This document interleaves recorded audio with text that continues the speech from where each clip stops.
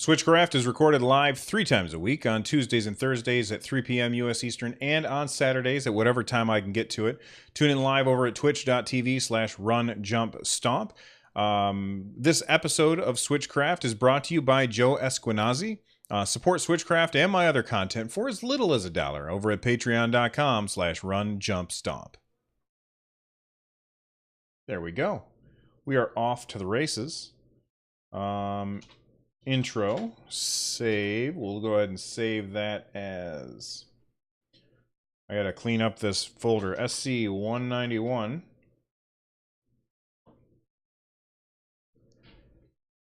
Switchcraft episode 191 is brought to you by Audible. Get a free book and directly support the show by checking out Audible. They have thousands of books from every genre. You're definitely going to find something you like. Just head on over to runjumpstomp.com/audible and get your free book today.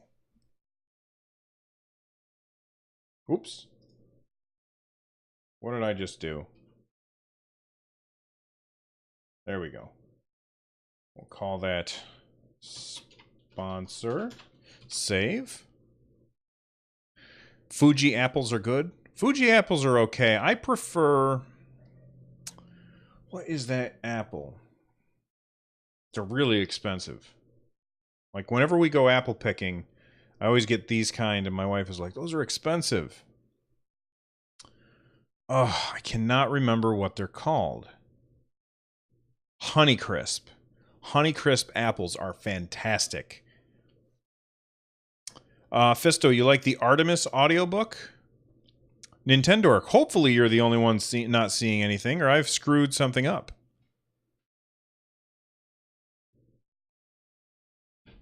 Here, I am currently listening to a book called Freedom by Daniel Suarez. Awesome book, but it's a sequel to the book called Demon, which is really good. All right, let's move on.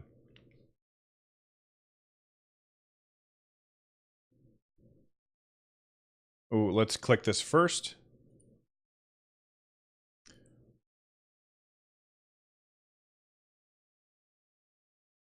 So we've got some pretty big news from Pokemon that came out today. Well, it's funny. There was a tweet from, I think it was the Pokemon Company yesterday, basically saying, watch tomorrow for a big announcement. And everybody was like, okay, so we're going to hear something tomorrow, which it kind of falls into line with that same rumor that we've been hearing about that I believe it was Emily Rogers, I could be wrong, that she had said that we're going to be seeing something from Pokemon at the end of March. So we got that tweet from Pokemon, and everybody's like, oh, she's on the money there, which is good to know. And then it was followed up with a tweet today, which is really weird. And that tweet is, we're going to announce something on the 31st, which is like, why would they tweet something to say, hey, we're going to have big news tomorrow, only to turn around and say, hey, everybody, we're going to have big news on the 31st. Maybe somebody doesn't know what's going on. I'm not sure. But on the 31st, we're supposed to get some kind of information about Pokemon, and it's going to be announced on a Japanese children's TV show called Ohasuta, which I don't know anything about. But the description basically says, worldwide shock. We have obtained shocking information concerning pocket monsters, which is actually what it's called over in Japan. When they brought Pokemon over to the U.S., I guess there was some other company that had pocket monsters trademarked in the U.S., so they changed it to Pokemon. So there you go. Witness the moment in new history of Pokemon is born. So their phrasing seems like it must be really, really important. If this turns out to be nothing, if this turns out to be like, hey, we're going to do a Pokemon cartoon or a new Pokemon cartoon, or, some spin-off game like Pokemon Shuffle is coming to the Nintendo Switch, like that kind of stuff, that better not be what they talk about on the 31st, which is on Thursday. Yeah, it's on Thursday. So that's the next time that we have a new episode. We should know by then what's going on. it's really odd to me that they would make this announcement the way that they have. And some people are saying, well, how come they're making an announcement about Pokemon so close to E3? And my guess is that whatever they have for E3, they know that whatever they have would be overshadowed by a Pokemon announcement because Pokemon is so huge. So it really makes a lot of sense for the Nintendo to ask the Pokemon company, "Hey, they're a second party developer. I mean, Nintendo pretty much owns the Pokemon company, so it would make a lot of sense for the Pokemon company to make whatever announcement that they have to make ahead of time. That way, it doesn't interfere with all of the other announcements that Nintendo is doing at E3 during their E3 Direct. So I think that this is a good move. It's just really strange the way that they set up an announcement of an announcement. And if we don't hear something substantial on the 31st, then that would be an announcement of an announcement of an announcement.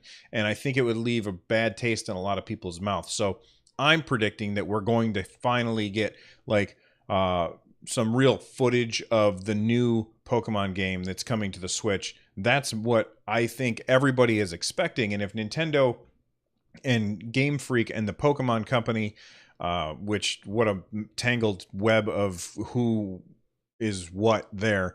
But if those three companies don't give us something real on the 31st, I think that they're going to have a lot of upset fans, and that's going to tick a lot of people off. There we go. Whoops. Stop clicking that. All right, Pokemon. Save.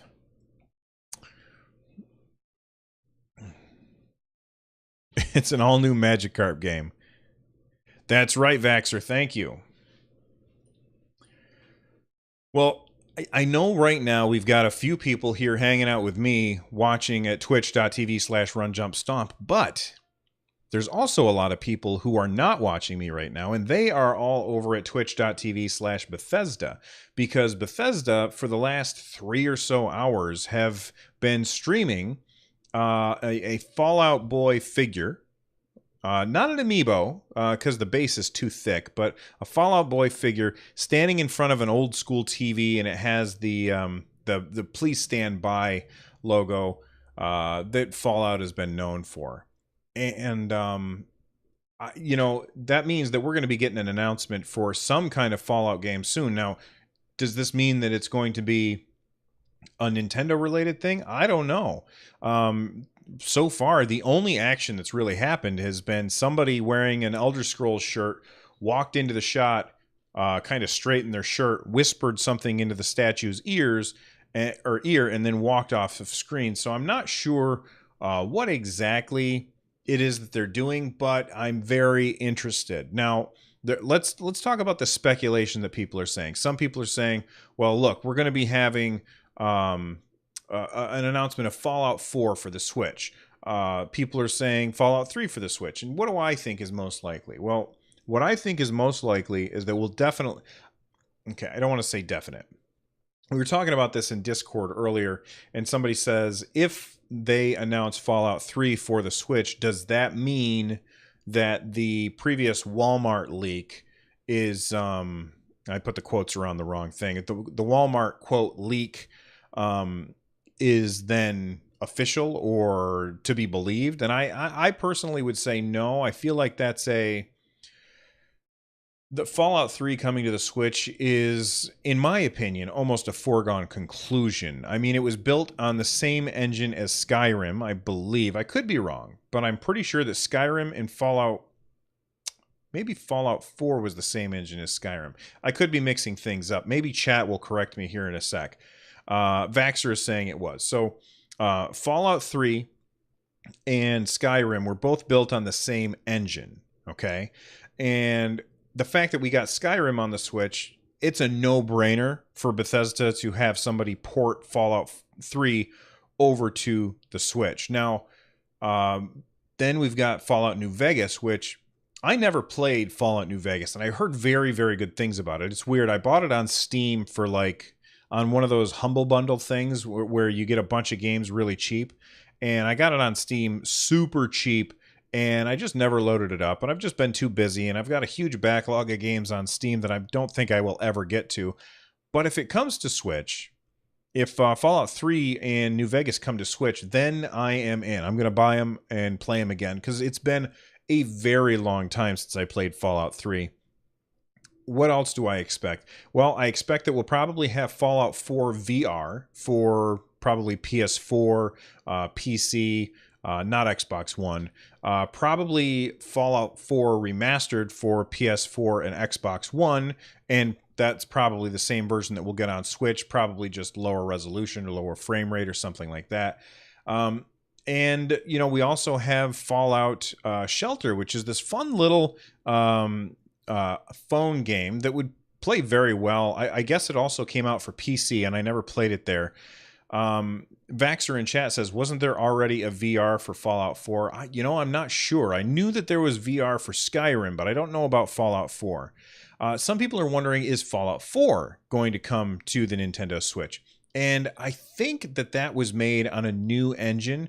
So Fallout, typically what I believe Bethesda does, and I could be wrong about this, but I believe that Bethesda, what they do is they will make one Elder Scrolls game and one Fallout game using this using an engine, and then they'll build a new engine, and they'll make one Skyrim, one Elder Scrolls game and one Fallout game using that engine, and they kind of repeat the process. At least that's what it seems like it has been. Although they also made New Vegas using the same engine as Fallout 3 and Skyrim.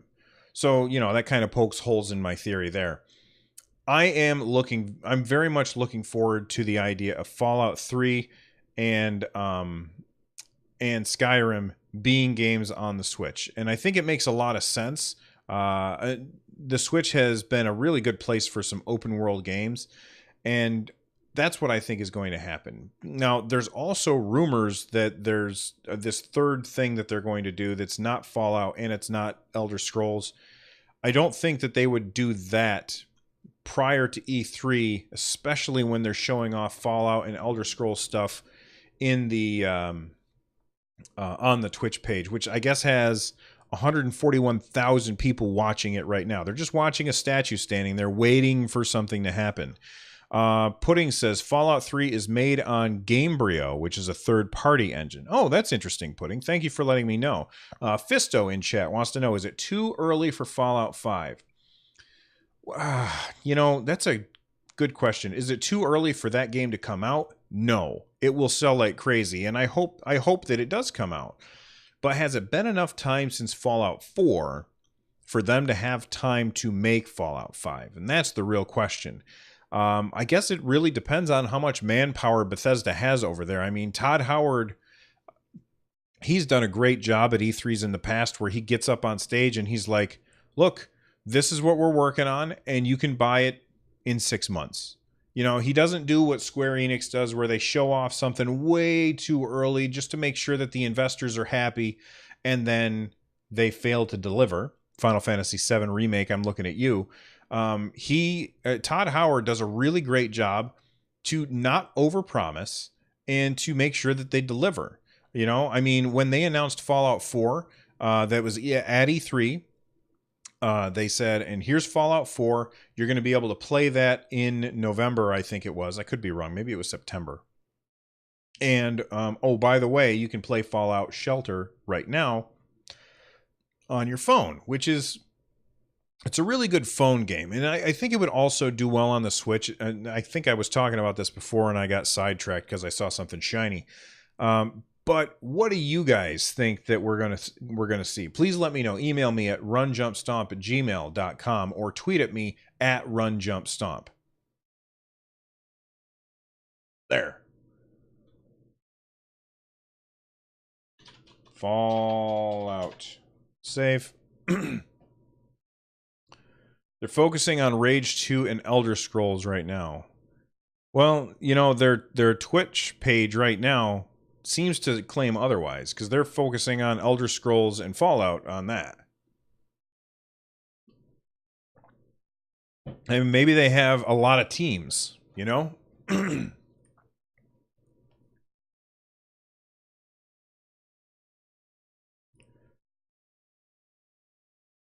So Rare has said that they are open to other companies using their classic IP. And when I say classic IP, I'm talking about characters like Banjo-Kazooie.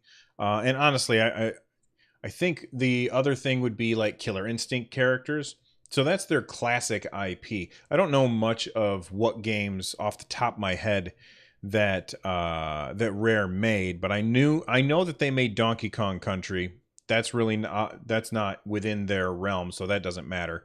But you know, I'm talking about Banjo Kazooie, Conker, which is that squirrel thing. But anyway, they were asked what do they think about third parties using their back catalog, and they said Rare has this 32-year back catalog of heritage and intellectual property. And while I wouldn't say we were Disney or even Nintendo or Sega or any other kind of long-term IP stalwarts in our business, people ask us to use stuff.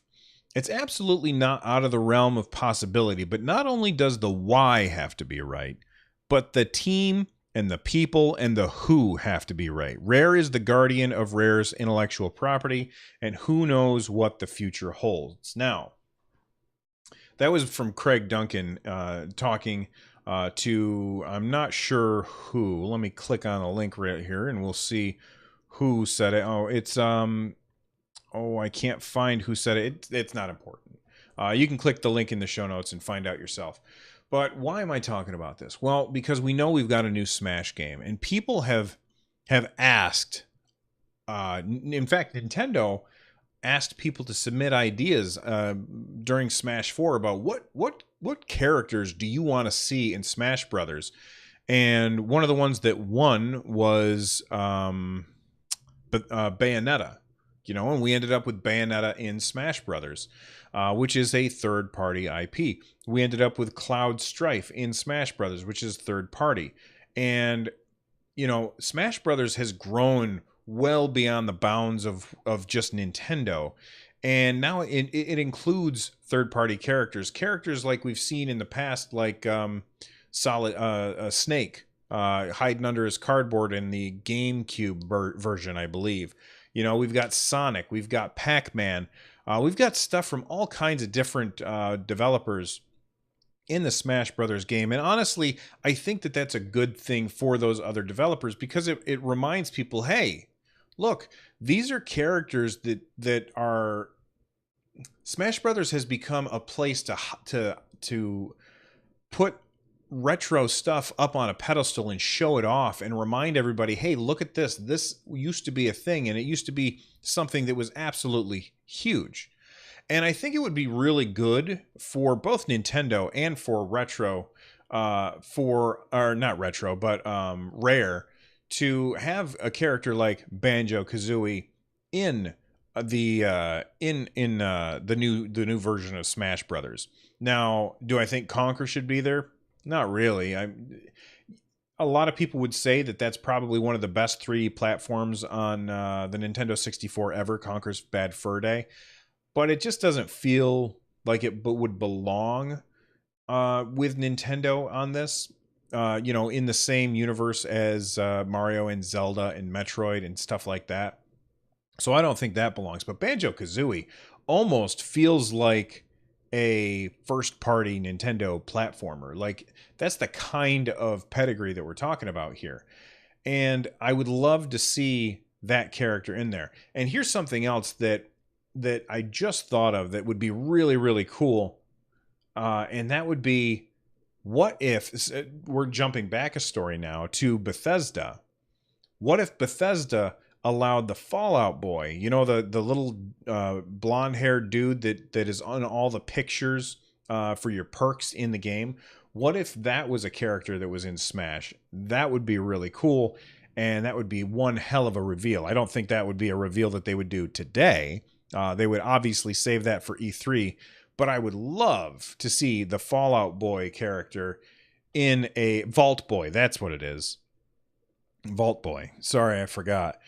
So I would love to see the Vault Boy be a character in Smash Brothers, right alongside characters from Rare like Banjo-Kazooie.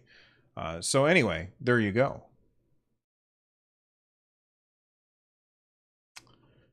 Banjo. I'll just call it Banjo.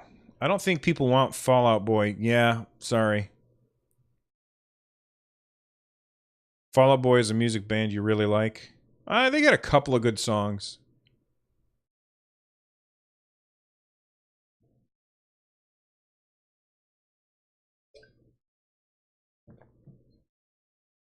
All right.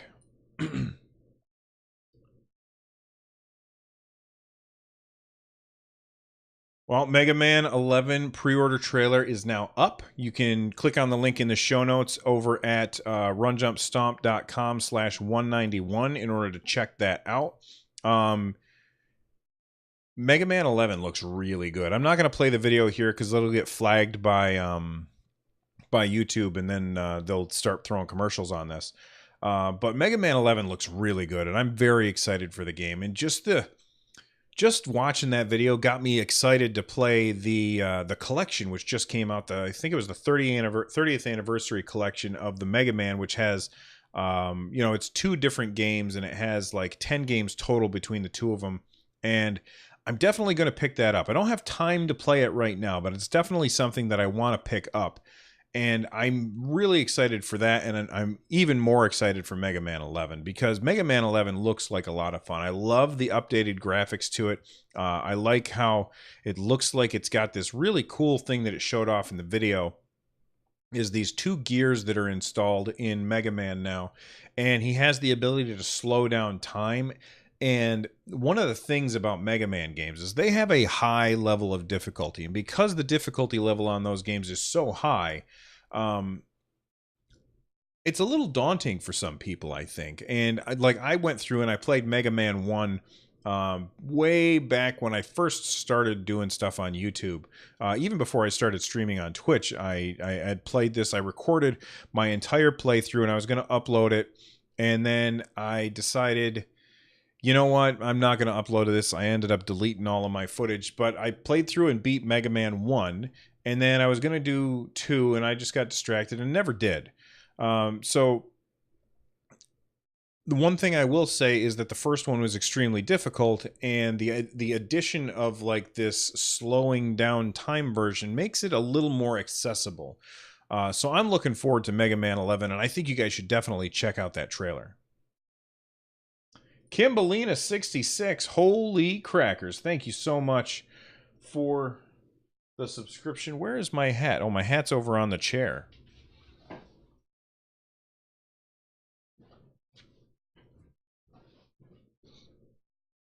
There we go. Got my hat. My hat. This is the hype hat. Welcome back to the Secret Squadron after 12 months of subscribing, Kimbalina. I really appreciate it.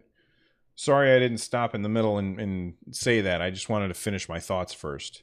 This is Mega Man. Save. Hey, Rez, what's up, man? Let's see. Mikey B. Plan says, are they hard? Only Fall Out Boy song I know is Immortals. I don't know what the name of the song is. It's not a cowboy hat, Vaxxer. Well, Fisto, I mean, the ability to slow time down for a second to allow you to react to what's happening on the screen, that kind of is the Funky Kong mode. So I think that kind of has it. I think that's what you're looking for.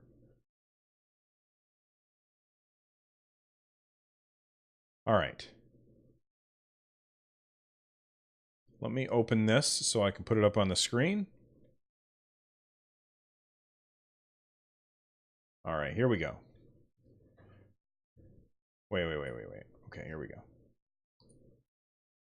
Become the hero you've always wanted to be with the new Nintendo 2DS XL Hylian Shield, I don't know how to say it, pre-installed with The Legend of Zelda: A Link Between Worlds. You can get it exclusively at GameStop for $159.99 on July 2nd. And here is a picture of if you're watching the video, you can see the picture of the 3DS looks fantastic. Like, this is really, really nice looking, really good looking piece of hardware. I'm really upset that I don't need another 3DS, because if I did, this is one that I would definitely want to buy. Now that I've said that, I really need to complain for a minute, and that's because it's exclusive to GameStop. Screw you, Nintendo, and screw GameStop and your stupid exclusivity crap. I am so sick of this garbage. I just can't stand it. Just put it in every store and let me buy it wherever the hell I want, because it's absolute nonsense. Absolute nonsense that they sell this stuff exclusive. What if you don't have a GameStop nearby? Now you got to drive forever, or hope that you can get one online. It's just stupid. And I'm tired of video game companies pulling this crap where they have exclusive with this brick and mortar store and exclusive with that. And if you want to buy this game, you can get this cool outfit for your character if you buy it at GameStop, or you can get this extra character if you buy it at Target. Just let us buy stuff where we like. Stop trying to force us to go to GameStop, because I just can't stand it. It ticks me off, and I'm sick of it. And chat is upset at my strong language. I understand. Sorry, guys. Sorry. I feel strongly about this subject. I'm tired of exclusives. However, that being said, if you don't have a 3DS or a 2DS or a 2DS XL or whatever DS version, then I would definitely say go out and pick one of these up. The 3DS library is one of the absolute best libraries that you can get in gaming. Extremely good value. You guys gotta get one. If you don't have a 3DS or a 2DS, go pick one up now, because the number of absolutely fantastic gaming experiences that you can have on a 3DS is just mind-boggling. It's a great system. This is the best looking one I've ever seen. Like, just looking at it again, I'll bring up the screen. I almost think that these are like, I can't tell if this is a sticker or if this is like raised up. I think it's just a sticker, just to look three-dimensional. I'm fairly certain that this is a sticker, but not just a sticker, but I'm fairly certain that like the Triforce does not actually stick out of like a bump on the actual 2DS.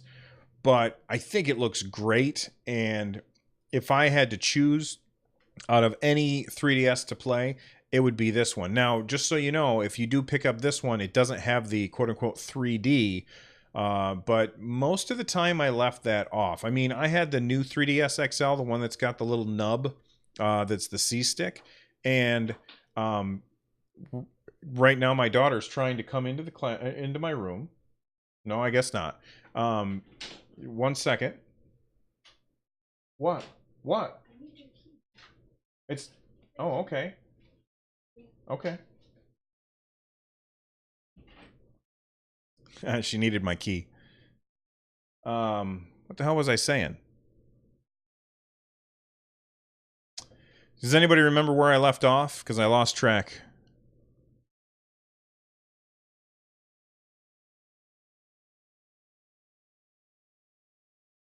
I don't remember. I was talking about the new... Oh, yeah.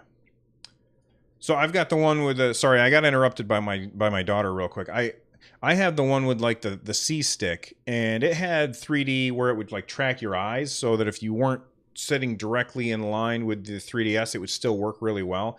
And it was really awesome, but I still turned the 3D off most of the time, just because it would save battery myself, you know.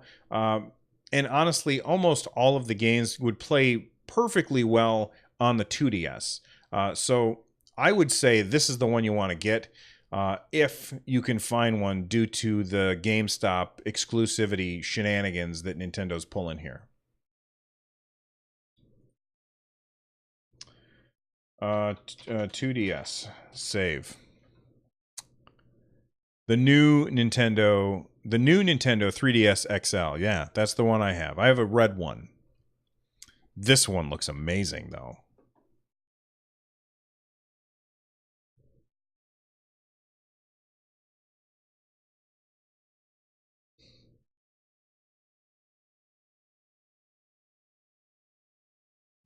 All right. Okay.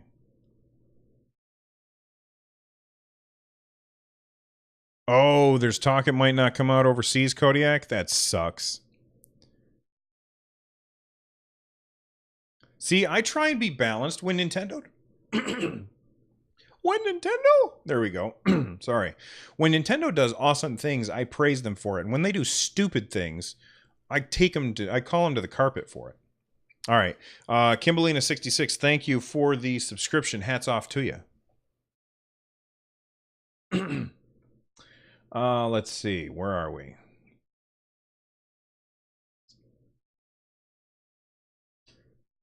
This next story is not a Nintendo story, but it's a PSA. It's something that I figured I would tell you guys about, and thank you to Kodiak for posting it in the Discord. But Sony has a sale coming up for PS4s. They're going to have a brand new, really cool looking PS4. This thing is blue and just really, really nice looking. I think it looks fantastic. And that's $299. And then for $349, you're going to be able to get a PS4 Pro. Now, this is a Nintendo show. Why am I talking about Sony stuff? Hey man, I am a Nintendo fanboy, and I still play games on other platforms. I have a PS4 Pro sitting right here next to me, and I am a big fan of that platform. I've played a lot of time. I've sunk a lot of time into my PS4. And you know, if you didn't know about this and you were interested in picking one up, then you might miss out. So I figured I would just make sure to tell people about this. Also, the PSVR bundle is going to get a price cut. The bundles will be starting at $199.99, that's a really, I feel like that's probably a really good deal. I don't know which bundle that is, but coming down to $199.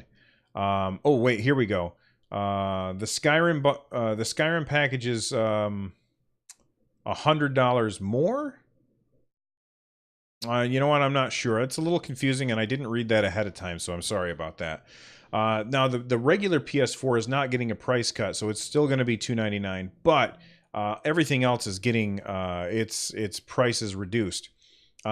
In addition, they're also going to be, if you already have a PS4, then there's also some software discounts that you're getting. God of War is going to be on sale. Gran Turismo Sport, Horizon Zero Dawn, MLB The Show, Shadow of Colossus, Bravo Team, Farpoint, The Impatient. Now, of those games, the ones that I've actually played is Horizon Zero Dawn. And that game is fantastic. And you're going to be able to pick that up for $19.99. Which is a steal at double the price. That game is really, really great. Putting in chat wants people to kill VR. You know, I don't mind that they're making games that are VR games. I want to try Beat Saber, and I definitely want to play. I want to play Beat Saber, and I want to play Skyrim in VR. Vaxxer's mad because I didn't finish Horizon Zero Dawn. I don't have time to finish every game that I play, and Horizon Zero Dawn is massive. And even though I really like it, I did not finish it. Fisto says, be sure to pick up Dad of War for $49.99. I think that, you know, even though it's a Nintendo show, when there's a big sale like that or something coming up like that, I definitely want to tell people about it, because even though we all kind of like Nintendo stuff, and if you're listening to this show, I'm sure that you do, it doesn't mean that we don't care about other stuff that happens in the industry. Does that make sense? I hope so. All right. PS4, save. Res TV says Skyrim in VR is a trip. I've spent so much time in that game. Starting. Oh my god! What is my phone doing? My phone's blowing up.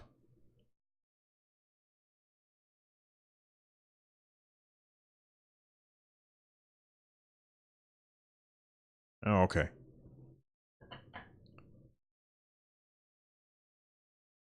Hey, Mr. Pokemon.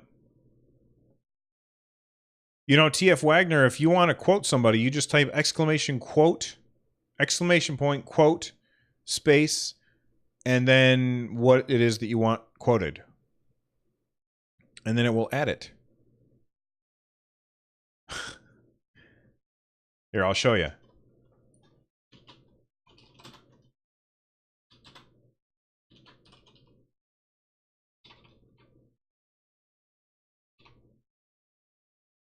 MIKEYBPLAYI. There we go. Oh, shoot. I can't do it because I'm the bot right now. And I can't send a message as a streamer right now for some reason. All right. So last episode, I put out a poll on Twitter, and I asked on Nintendo Switch, do you prefer physical games or digital games? Reply with your reasons. And 66% of people said that they are preferring physical games for the Nintendo Switch. We've got Anubis, the Pirate King, says, I don't play Switch, but with 32 gigabytes, you pretty much have to buy physical. I disagree. Nintendo, I think 32 gigabytes is enough, because we have expandable storage if we want. If they had made it bigger, then it would have been more expensive. Let's see. Mike says, if all the consoles can run their servers like Steam, where everything I buy, I keep running on whatever system I'm playing, as long as the specs are met and the requirements, I think I'm more digital. Until then, I'm going to keep going physical until I can't. Bustler says, for me, it depends on the game. If it's something I really want, I'll buy physical to own it, or I'll buy physical to be able to sell it. I usually only buy indies as digital. The only big name game I bought digital is Skyrim, so I'm never without it. There's a bunch more replies over at my Twitter account at RunJumpStomp. So you guys can head there and find out what other people think. I don't have a Twitter poll question today, but maybe I'll have one on Thursday and see what you guys like of the new Pokemon stuff. All right, that's done. All right, before we go, I want to thank somebody for their review. Dang it, right before the show, I opened up iTunes and I copied over what the person said, but I did not write down what they said. So if this was you, I just want to say thank you for the 5-star review over on Apple Podcasts. They said, I love listening to this podcast. Bill sounds like a regular, down-to-earth guy who just enjoys video games. His reviews are quick and to the point, but also very informative. I also have a blast with the drinking game I made up with this podcast. Every time Bill says, I forgot, or I can't remember, I take a shot. Keep up the great work, Bill. All right, well, first off, thank you very much, whoever you are. I can't remember who wrote this review because I forgot to write it down. And sometimes when I forgot to do something and I can't remember, somebody has to take like 5 or 6 shots. So I forgot. So hopefully you've got a designated driver wherever it is you're going. I really appreciate the 5-star review. You are awesome. Whoever you are, again, I can't remember because I forgot. Don't forget, if you want to watch the full show, you can do so by heading on over to twitch.tv/RunJumpStomp. You can watch live at 3 p.m. U.S. Eastern on Tuesdays and Thursdays, and whatever time I get around to it on Saturday. Just go there now, hit the follow button, and next time I go live, you'll get an alert on your phone. You could bring it up, and you could be part of the party. All right. If you can't join us for the live show, that's totally understandable. People have things to do, for crying out loud. Head on over to youtube.com/RunJumpStomp and you can watch the full video after the fact. So I always post that afterwards. If you want to support my content, there's one way to do that. That's by going over to runjumpstomp.com/thank you. There is a whole list of just a bunch of links that you can check out by going there. You can buy eShop gift cards from Amazon using my Amazon affiliate link, and then any game that you buy through with that gift card is basically supporting the show. You can check out our sponsors. You can join Amazon Prime. You can subscribe with Twitch Prime. You can buy a t-shirt. There's a bunch of ways that you can support the show. Just head on over to runjumpstomp.com/thank you to do so. Speaking of thank you, the show would not be the same without these awesome people. So I want to say thank you to the live chat. These are the people who show up on Tuesdays and Thursdays and Saturdays over at twitch.tv/runjumpstomp. And that would be Kodiak Moonwolf, Snow Goes Ham, Vaxer, Backback B, Commander Root, Kimbalina66, who just subscribed on Twitch for a year. Thank you very much for that. Link 31254, Mikey B Playing. By the way, Kodiak Moonwolf recently subscribed for a year on Twitch as well, so big thanks for that. Mikey B Playing, Mr. Pokemon is here lurking. Fisto, Pudding, Res TV, Royal Leo Wolf, Simple Monk, Slow Cool, TF Wagner, Virgo Pros. Thank you guys so much for hanging out and chatting with me while I do the show. I really appreciate it.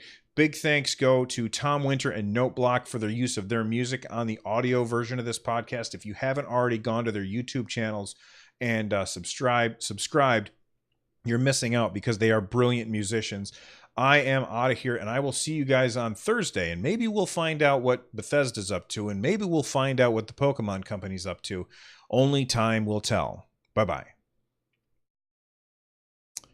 And YouTube, thank you much for watching. I will see you guys next time as well.